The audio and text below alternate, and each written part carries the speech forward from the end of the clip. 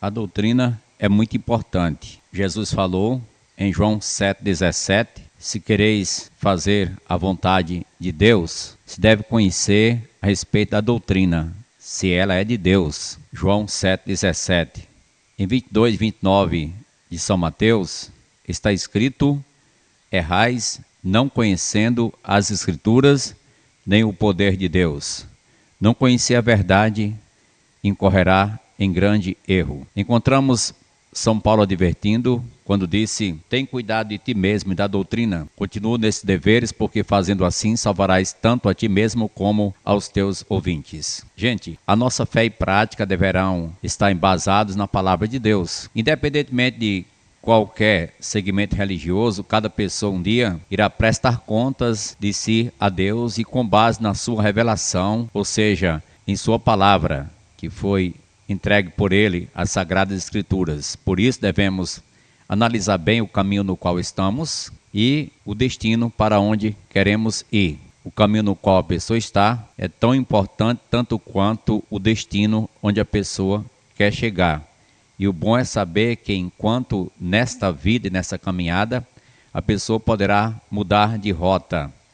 E enquanto que após ultrapassar as fronteiras para a eternidade, isso torna-se praticamente e totalmente impossível. As questões que queremos analisar certamente ajudarão a você analisar a sua prática, o segmento no qual você está e definir com segurança também o seu futuro. Iremos analisar algumas questões. Primeiro, na questão de adoração, a quem devemos adorar?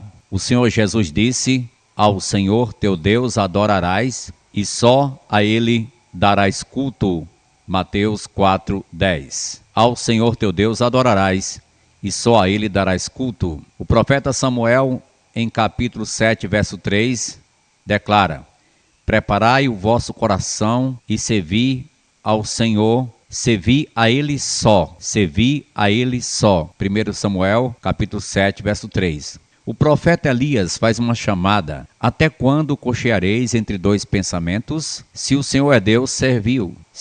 Se é Baal, seguiu. Primeiro livro de Reis, capítulo 18, verso 21. Em Josué 24:15 temos a chamada para a mesma definição, quando ele disse: se vocês querem servir os deuses que estão além do Jordão, decidam hoje quem vocês vão servir. Eu e a minha casa serviremos ao Senhor. Josué 24:15. E o capítulo 23, verso 27, também está dando luz sobre esse assunto. Em segundo lugar, qual é o problema se uma pessoa tem um ídolo em casa, uma imagem em casa, ou qualquer objeto de sua adoração? A Bíblia proíbe fazer e adorar imagens de esculturas. Êxodo 24:5. Não farás para ti imagem de escultura, não as adorarás. Do decálogo da lei, em Êxodo capítulo 20. A Bíblia manda até queimar e destruir as imagens de escultura. Deus declara em Deuteronômio 7, 25 e 26, que é para destruir e para queimar, não cobiçar a prata nem o ouro, pois é abominação. Nem coloque em sua casa coisa abominável, para não ser amaldiçoado semelhante. A Bíblia declara que os ídolos não veem, nem nada valem. São vaidade e até afronta e abominação ao Senhor. No Salmo 115, trata sobre esse assunto a partir do verso 1, e o verso 9 conclui dizendo: qual é o problema para quem confia nessas coisas? Tornem-se semelhantes a eles os que os fazem, quanto neles confiam. Israel confia no Senhor. Ali havia dito que os ídolos não podem falar, não podem andar, não podem fazer coisa alguma, e confiar neles é querer tornar-se semelhante. Isaías 44, versos 9 a 20, dá uma descrição precisa. Leia cuidadosamente, versos 9 a 20, e veja o perigo de ter uma imagem em sua casa, um objeto de adoração. O verdadeiro Deus, segundo Jesus, não pode misturar-se com os ídolos e deve ser adorado em espírito e em verdade. Foi declarado em João 4, 23 e 24. Deus é espírito, importa que os seus adoradores o adorem em espírito e em verdade. Já em 2 Coríntios 6, 10 a 17, fala da importância da separação entre Deus e os ídolos, entre o santuário de Deus e o santuário dos ídolos. Não pode haver mistura, não há comunhão. Portanto, a advertência é de separação. Segunda carta aos Coríntios, capítulo 6, versos 10 a 17. O Senhor falou em Isaías 42:8 que não daria a sua honra às imagens de escultura. Não darei a minha honra às imagens de escultura. Em terceiro lugar, a Bíblia apoia a procissão? Tem algum lugar que está mandando fazer procissão com ídolos? É o contrário. Em Isaías 45:20, nada sabem os que conduzem procissão às suas imagens de esculturas feitas de madeira e rogam a um Deus que não pode salvar. Apoiar a confiança no homem em vez de esperar somente em Deus é causa de maldição, pois Jeremias 17:5 diz: maldito o homem que confia no homem, faz da carne mortal o seu braço e aparta o seu coração do Senhor. Enquanto que no verso 7 de Jeremias 17, bendito o homem que confia no Senhor, cuja esperança é o Senhor. Bem, é sério a questão, não é? Vamos para a quarta questão. Colocar uma maneira de purificação fora da cruz de Cristo é rejeitar a Ele aquilo que Ele fez por nós. É uma rejeição total ao plano de Deus. Pois a Bíblia diz que a purificação do pecado é pelo sangue de Cristo. 1 João 1, 7 e 9. A purificação é mediante o sangue de Jesus Cristo. Ele nos purifica de todo o pecado. O Espírito Santo, através da palavra de Deus, aplica a obra de Cristo aos nossos corações. 1 Coríntios 6, verso 11, diz: se vos lavastes, vós fostes justificados, purificados, em nome do Senhor Jesus Cristo, no Espírito nosso Deus. Tito 3,5 diz que fomos regenerados, justificados e lavados em nome do Senhor Jesus. Não pode ser pregado outro evangelho e outro meio de salvação, pois isso incorre em condenação, isso é sair da graça. E em Gálatas capítulo 1, versos 8 e 9, São Paulo diz que não se pode fazer isso. Nem eles, os apóstolos, poderiam mudar o evangelho. Até um anjo vindo do céu não poderia pregar outro evangelho. Se o fizesse, disse, seja anátema, ou seja amaldiçoado. Bem, mas uma quinta questão é, o batismo é dentro da água ou respingando a cabeça da pessoa? O que é que nós encontramos na Bíblia sobre isso? Primeiro, o sentido gramatical da palavra batismo é imersão, é imergir, é submergir, mergulhar, ir ao fundo, colocar dentro. Esse é o sentido da palavra batismo ou imersão. João Batista, João o imersor, batizava no Rio Jordão, porque tinha ali muitas águas e para lá concorria o povo e era batizado. Mateus 3, versos 5 e 6 e Mateus 3, verso 23. O próprio Jesus foi batizado dentro das águas do Rio Jordão. Mateus 3,16. Batizado Jesus saiu logo da água. Se ele saiu porque ele entrou. Para quê? Para ser submergido. Em um sexto caso, o batismo de criança tem alguma base na Bíblia? 4 coisas sobre isso. Primeiro, não encontramos na Bíblia nenhuma criança sendo batizada, e sim somente aqueles que podem entender, se arrepender e crer. O próprio Jesus foi batizado antes de começar o seu ministério com cerca de 30 anos de idade, Lucas 3, 23. Ainda que ele não tivesse pecado, mas foi assim para cumprir toda a justiça. Lídia, uma vendedora de púrpura da cidade de Tiatira, estava em Filipos, ela ouviu o evangelho, ela se converteu e ela foi batizada com toda a sua casa, uma senhora. Atos 16, versos 13 a 16.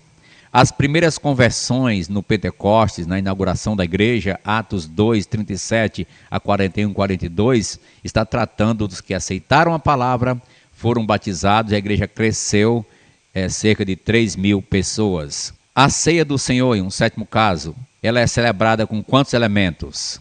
Segundo a Bíblia, Jesus instituiu a ceia com 2 elementos, o pão e o vinho, Mateus 26, 26 a 29. O apóstolo São Paulo transmitiu e ensinou conforme aprendeu de Jesus, 1 Coríntios 11, 23 a 30. E ele mostra os 2 elementos, o pão e o vinho, e diz, todas as vezes que comerdes este pão e beberdes o cálice, anunciais a morte do Senhor até que ele venha.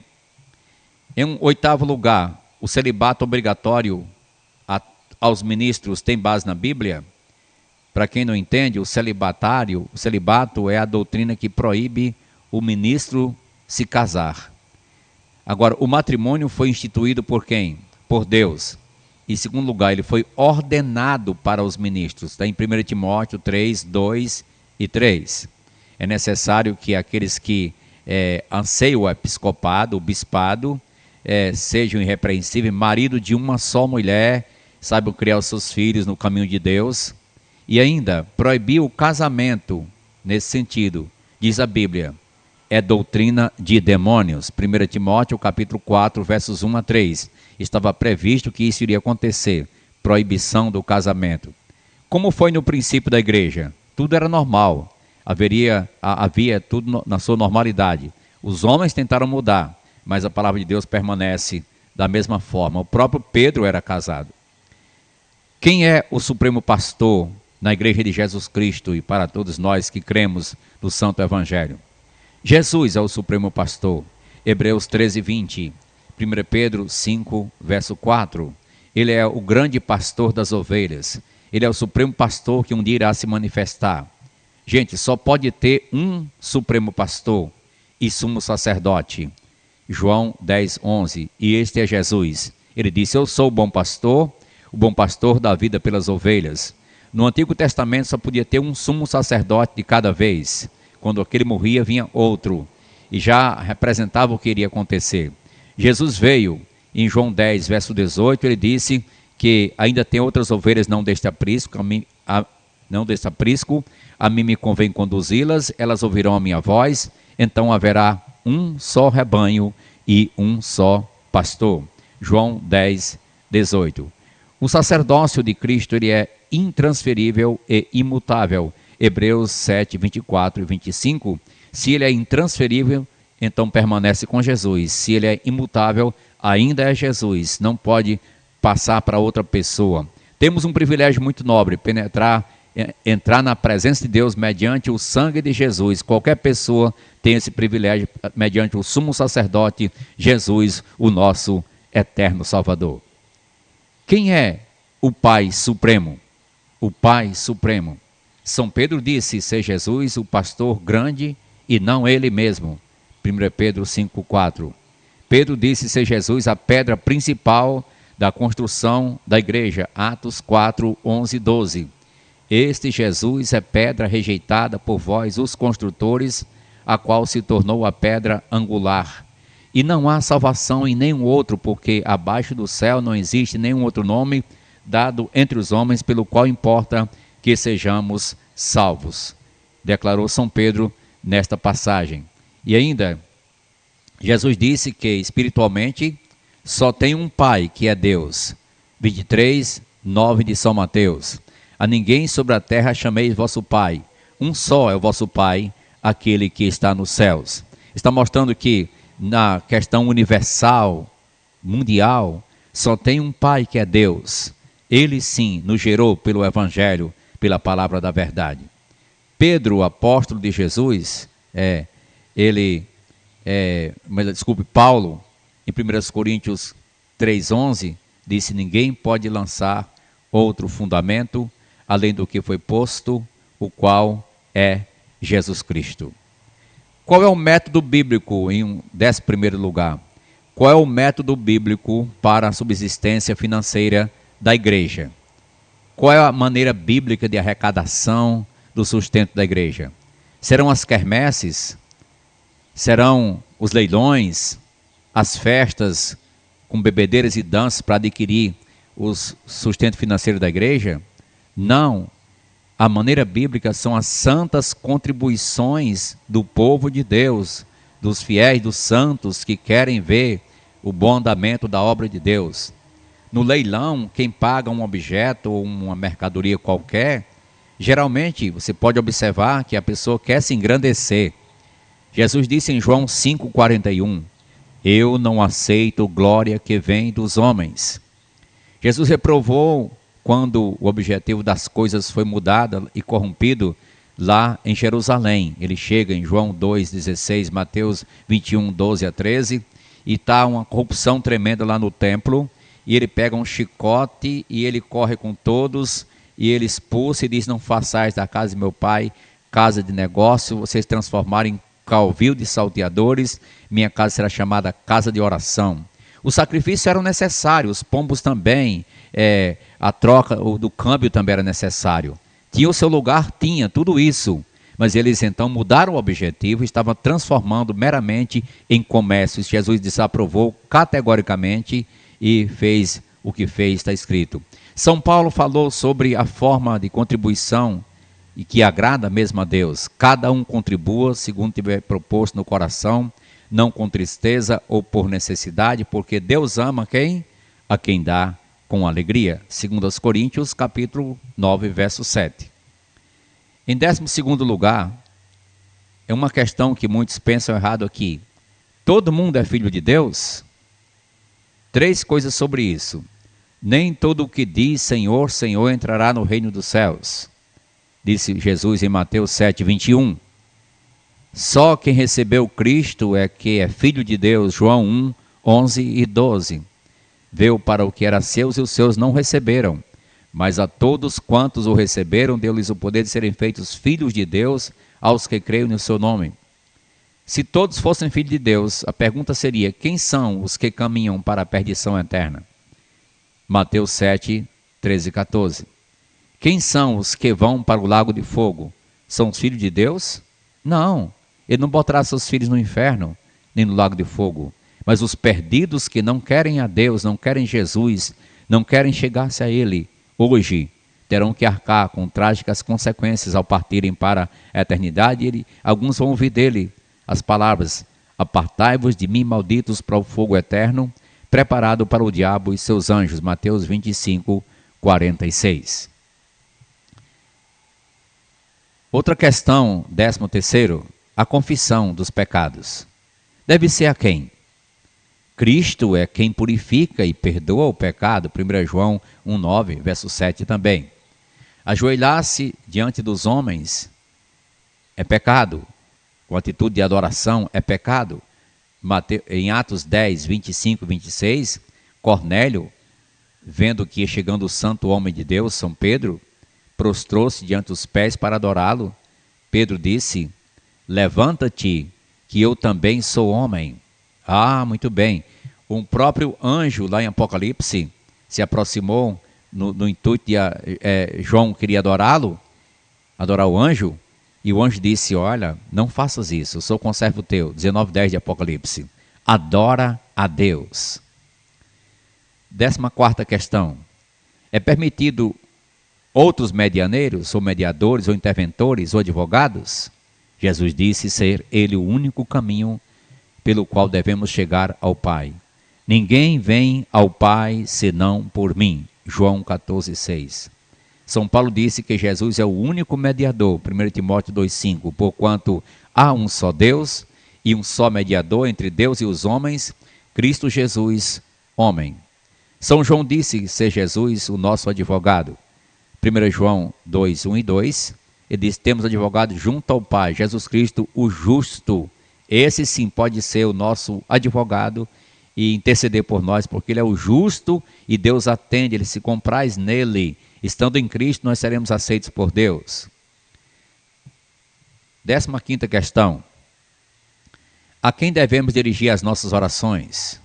2 coisas sobre isso. Primeiro, Jesus disse que a oração deve ser dirigida ao Pai. Mateus 6:9.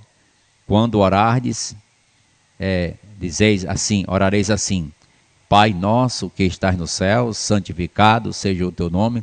Dirigir aqui a oração a Deus o Pai. A Deus o Pai. Não é para mera repetição, mas é para uma conversa consciente ou entrega e uma espera da resolução vinda de Deus. Somente Deus pode ouvir tudo, todos, responder tudo, sabe todas as coisas e pode então, segundo a sua vontade, responder às orações. Em Jeremias 23 a 25 ele disse: acaso eu sou Deus apenas de perto e não sou Deus também de longe? Apocalipse 1:8 ele é o que era, o que é e o que há de vir. Jeremias 17, 9 a 10 ele conhece os corações. Disse: enganoso é o coração e desesperadamente corrupto, mais que todas as coisas, quem o conhecerá? Eu, Senhor, o esquadrinho, conheço. Questão número 16. É reza ou oração? Duas coisas sobre isso. A Bíblia ensina a orar e não rezar. Mateus 6,9. Rezar é recitar, orar é falar com Deus. A Bíblia ensina não usar vãs repetições. Mateus 6,7. 17ª questão. Os sacramentos salvam? Lembramos que o sacrifício de Cristo é o que vale para a salvação e não o sacrifício dos homens. Hebreus 10, 11 e 12. Leia Hebreus 10, 11 e 12. Todo sacerdote se apresenta ano após ano para exercer o serviço sagrado. Cristo, porém, tendo se oferecido uma única vez pelos pecados, então mostrando que o sacrifício de Jesus é o que vale. Apresentar outro meio de salvação é apresentar outro evangelho. Apresentar outro evangelho é proibido em causa de maldição. Gálatas 1, 6 a 9. Número 18. Muitos pensam que a maioria é que está sempre do lado de Deus. Está certo porque é a grande maioria. Duas coisas sobre isso. Jesus mandou entrar pela porta de que forma? Estreita. Entrai pela porta estreita. Mateus 7, 13 e 14. Em Êxodo 23, 2. Não seguirás a multidão para fazeres o mal. Não depurais numa demanda, inclinando-te para a maioria. Êxodo 23, 2. O povo de Deus não tem sido sempre a maioria, segundo a história bíblica, e sim a minoria. Lembra o tempo de Noé? Hebreus 11, 7. Pela fé, Noé, divinamente instruído acerca de acontecimentos que ainda não se viam, e sendo temente a Deus, aparelhou uma arca para a salvação de sua casa, pela qual condenou o mundo e tornou-se herdeiro da justiça que vem da fé.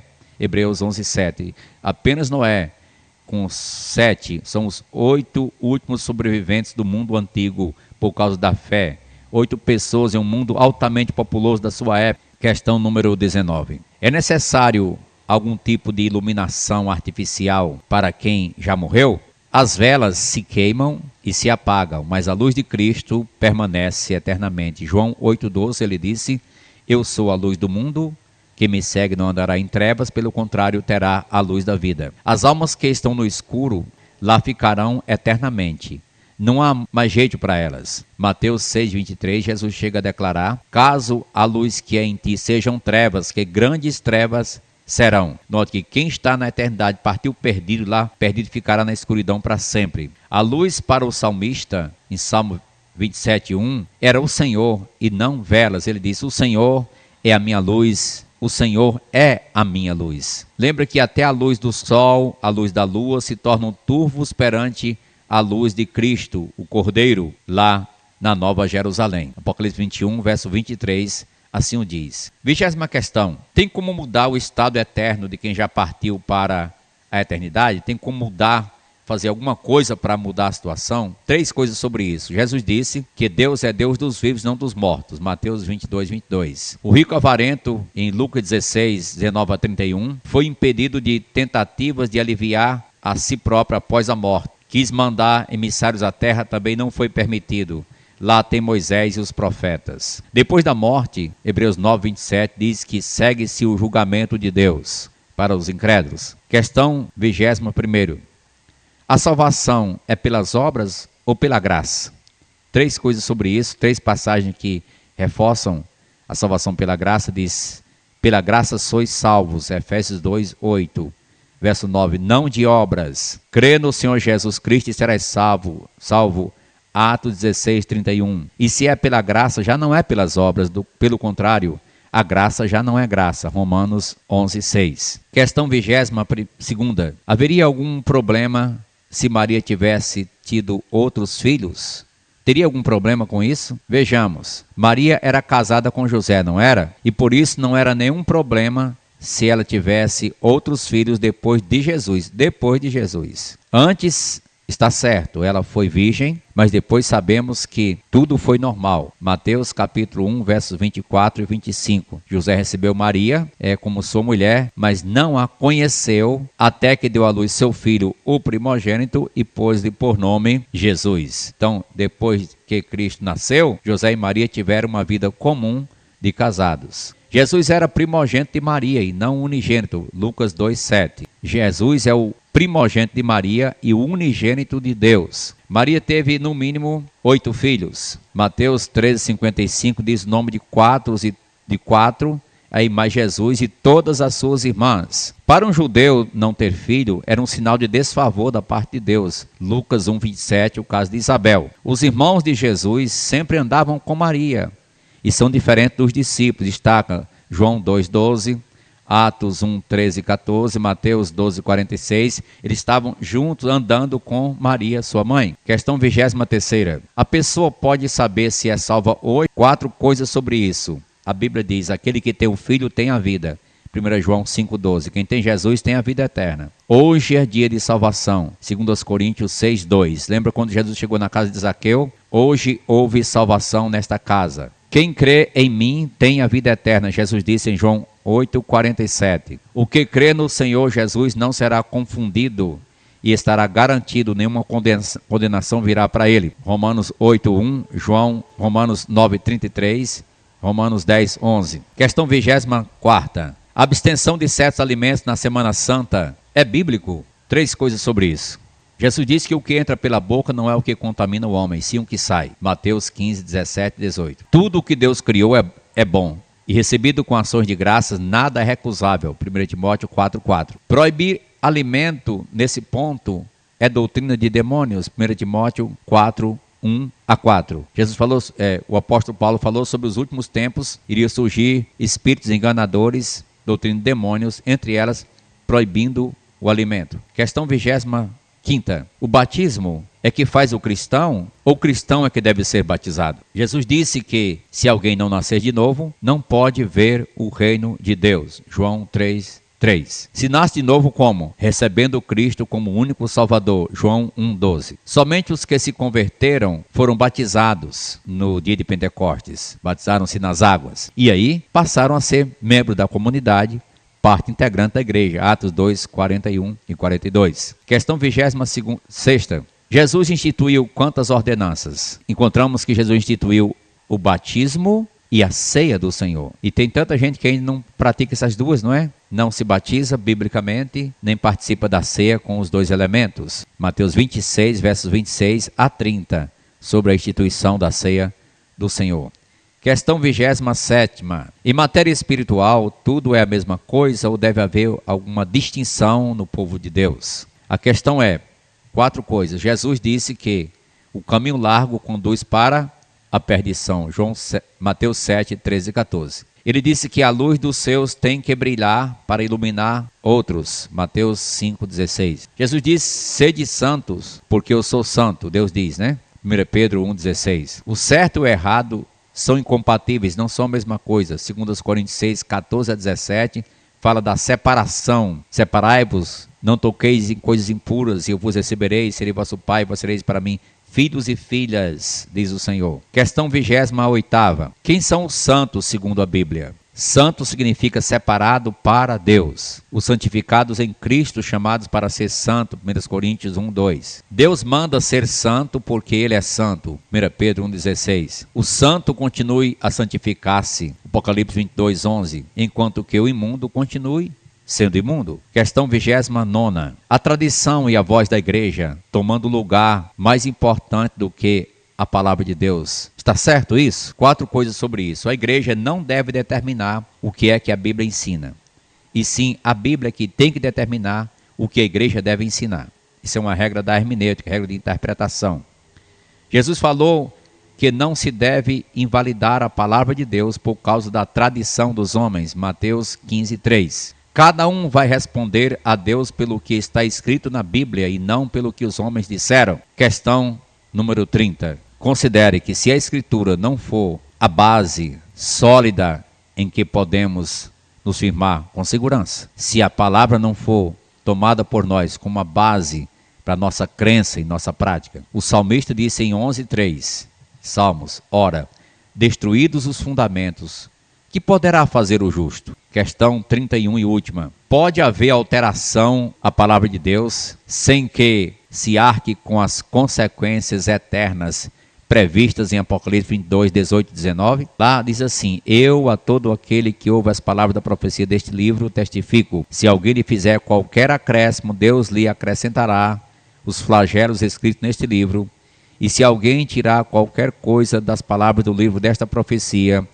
Deus tirará sua parte da árvore da vida, da cidade santa e das coisas que se acham escritas neste livro. Apocalipse 22, 18 e 19. Concluindo, podemos dizer o seguinte: é hora de olhar para o alto. Deus diz: olhai para mim, sede salvos vós todos os termos da terra, porque eu sou Deus e não há outro. Isaías 45, 22. É hora de sair do caminho torto, preparar o coração para encontrar-se com Deus.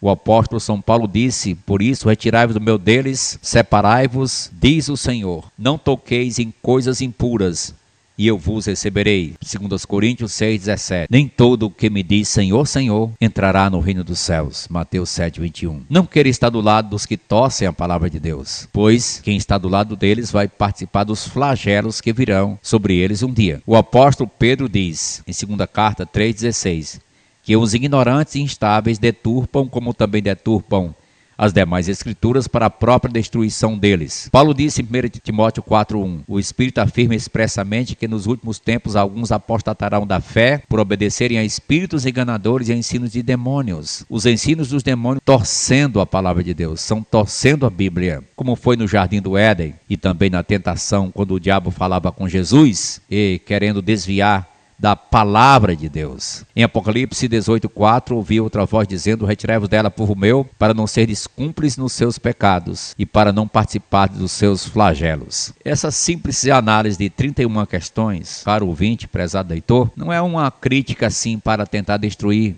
você, e sim para estabelecer a sua fé na palavra de Deus, para chamar a sua atenção para Jesus e a palavra dele, a Escritura Sagrada. Os homens falham, eles mudam, eles erram. A palavra de Deus é sempre certa, eternamente, passa o céu, passa a terra, mas ela perdurará por toda a eternidade. Prezado ouvinte, considere, analise sua situação, sua prática, sua vida e tome uma decisão ao lado de Jesus e a sua palavra.